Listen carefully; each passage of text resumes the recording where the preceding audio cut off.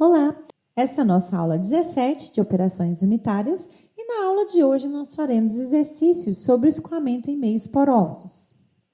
Seja o exemplo 11. Determinar a potência de uma bomba que opera com uma vazão de 10 metros cúbicos por hora a 25 graus Celsius. Considere que a perda de carga na tubulação seja desprezível frente, então, à perda de carga que ocorre dentro do meio poroso. Considere, então, o fluido como sendo água. Aqui temos as propriedades da água, densidade e viscosidade. E aqui temos um esquema, né, da nossa unidade, em que nós temos um reservatório mais baixo.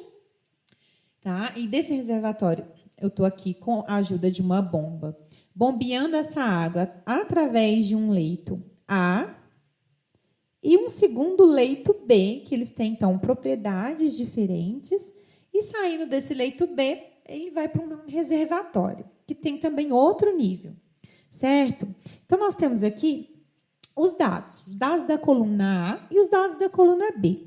Então, nós sabemos que a coluna A ela tem um diâmetro aqui de 30 centímetros, a altura do recheio é de 80 centímetros, a porosidade desse leito empacotado é 0,43, e a esfericidade dessas partículas que estão no recheio é 0,65, e ele deu aqui a distribuição granulométrica dessas partículas, que segue, então, um modelo RRB, e foi utilizado aqui como um diâmetro médio, o D63 dele, tá? Que é o 0,655 milímetros. Já a coluna B, nós temos aqui que ela tem um diâmetro de 50 centímetros, uma altura de recheio de 60 centímetros, né? Que é o L, comprimento do meio poroso, uma porosidade de 0,38, e a esfericidade das partículas que estão no recheio são realmente esferas, tá? A esfericidade igual a 1. O diâmetro médio dessas partículas é 0,6 milímetros. Todas aí do mesmo tamanho, pré-selecionadas. Então, o que nós faremos? Nós faremos cálculos para a coluna A e para a coluna B. Ou seja, saber quem é a permeabilidade e o fator C de cada uma das colunas, tanto do meio poroso A quanto do meio poroso B. Então, para a coluna A, fazendo aí o cálculo da permeabilidade, utilizando a equação de Cosen-Kármán, nós temos aqui a equação, como as partículas não são esféricas, o 36 beta vale 180, substituindo, então, aqui os valores do diâmetro, da esfericidade, da porosidade, nós chegamos aí a um fator de permeabilidade 2,5, 10 a menos 6 centímetros quadrados. Agora, nós podemos calcular o fator C pela equação de Costa e Massarani. Temos aí, então, aqui, né, só substituir os valores da porosidade e do K0. Lembrando que o K0 vale 1 vezes 10 a menos 6, ok? Substituindo, então, a permeabilidade que a gente acabou de calcular aqui, nós podemos, então, obter um fator C de 0,7. Fazendo os mesmos cálculos para a coluna B. Né? Então, a gente calcula a permeabilidade. Dessa vez, a gente só substitui os parâmetros aqui. E deu aí uma permeabilidade de 3,4, 10 a menos 6 centímetros quadrados. Temos aqui o cálculo do fator C, utilizando a equação de Costa e Massarani. Também só substituir os valores de porosidade e de permeabilidade. Obtemos aí um fator C igual a 0,8. Agora, conhecendo, né, as características dos dois meios porosos, a gente pode, então, agora aplicar a equação de Bernoulli aqui no ponto, entre o ponto 1 e o ponto 2. Nós faremos o balanço de quantidade de movimento, tá? Utilizando aí a equação de Bernoulli para o escoamento de um fluido não ideal, né, em que acontecem perdas de carga. A gente tem aqui que as pressões do ponto P1 e P2 são iguais à pressão atmosférica, então esse termo do gradiente de pressão a gente corta.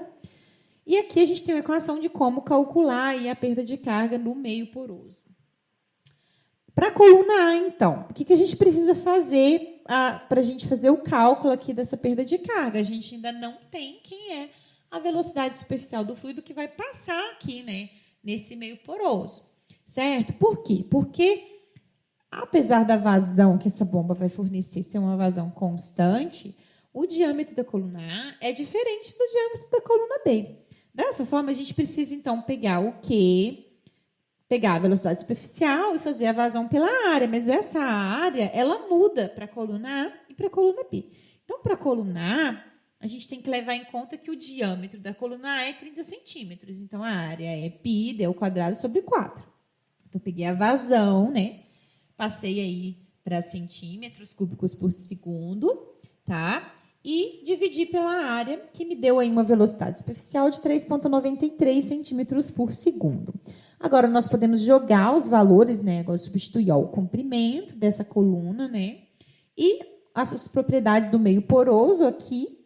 E a gente conseguiu aí calcular quem é a perda de carga nessa coluna, que é de 17 metros. Fazendo os mesmos cálculos, né, para a coluna B, o que vai mudar? Eu vou pegar essa equação aqui, no lugar do 30, pessoal, você vai colocar o diâmetro da coluna de 50. Então, fazendo esse cálculo, a velocidade da coluna B é 1,41 centímetros por segundo e a perda de carga que acontece na coluna B é 2,8 metros. Dessa forma, agora a gente pode calcular a carga dessa bomba, tá?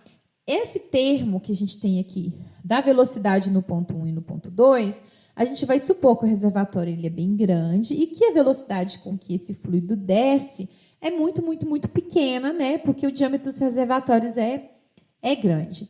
Então, a gente vai supor que essas duas velocidades tendem a zero, tá? Então, aqui vai tender a zero.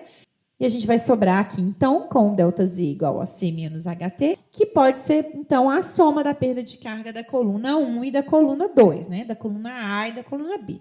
Isolando aí agora o C, que é o que a gente pediu, né, para determinar, né? Para calcular a potência da bomba, eu preciso da carga da bomba. Então, eu tenho que C é o ΔZ, mais essa perda de carga total aí que eu tenho. Então, eu sei que C é o ΔZ aqui, no caso, é P2, é a altura 2, que é 3, menos a altura 1. Então, 3 menos 1 dá 2.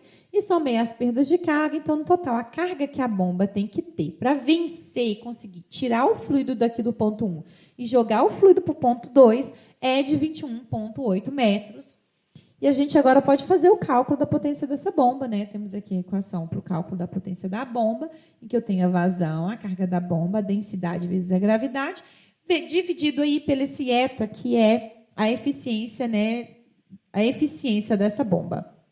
Fazendo, então, esse cálculo para a vazão de 10 metros cúbicos por hora, né? Transformando aí, a gente chega, então, numa potência de 989 watts, né, que eu estou transformando agora aqui, ó, relacionando com um HP, que corresponde a 1,33 HP.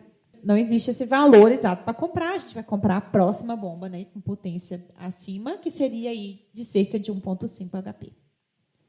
Então, nosso exemplo 12, ele está pedindo aqui para estimar a capacidade, né, em metros cúbicos por hora por área, ou seja, vazão por área, de um filtro de areia que está esquematizado aqui a seguir. Nós temos aqui, então, o esquema, tá, desse filtro. Ele opera com água a 20 graus Celsius, tá aí as propriedades para usar. A primeira camada que a gente vai ver, né, de leito mesmo empacotado, é de areia, ela tem um comprimento de 60 centímetros.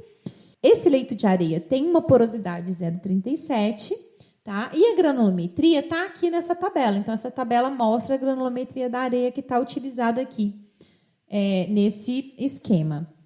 Depois, a gente tem a segunda camada, tá? Que é de brita. E a porosidade, então, do leito da brita é 0,43. E ela é constituída aí por partículas de 1,3 centímetros de diâmetro e com esfericidade aí de 0,7. Então, nós podemos usar a esfericidade de 0,7 tanto para a areia quanto para a brita, ok? Basicamente, nós faremos a mesma coisa. A primeira coisa que a gente vai precisar aqui é ter um diâmetro médio que represente aí a distribuição granulométrica que a gente tem. Então, foi dado dados na tabela. A gente pode fazer o ajuste para o modelo RRB e encontrar aqui, por exemplo, a equação de quem seria. Uma outra forma seria fazer o diâmetro médio de Salter, né, definido por essa relação, que é o que a gente fez aqui. A gente optou por fazer o diâmetro médio de Salter. Então, eu tenho aqui 1 sobre, né, 0,2, que é 20%, ok? Uma fração de 0,2, dividido pelo diâmetro médio, que é o diâmetro médio, né, da peneira de 14 e da peneira de 20 mesh, certo? Mais 60%, ou seja, 0,6 de fração, entre as de 20 e 28. Então, faço aqui o diâmetro médio. E mais 0,2 aqui entre as peneiras de menos de 28 e 35. Dessa forma, a gente tira um diâmetro médio de Salter de 0,68 milímetros. E agora a gente pode fazer os cálculos da permeabilidade e do fator C para o leito de areia e para o leito de brita. Para o leito de areia, a gente pode só substituir aí os valores, né, do diâmetro, esfericidade e porosidade. Lembrando que as partes 180, porque as partículas não são esféricas. Encontramos aí uma permeabilidade de 1,61, 10 a menos 6 centímetros quadrados. Agora, fazendo aí a equação para o fator C, por Costa e Massarani, a gente tira aí que o fator C de 0,96. Fazendo aí os mesmos cálculos, né, para o leito de brita, a gente chega numa permeabilidade de 1,13, 10 a menos 3 centímetros quadrados, que a gente percebe que é uma permeabilidade muito maior, porque as partículas são bem maiores.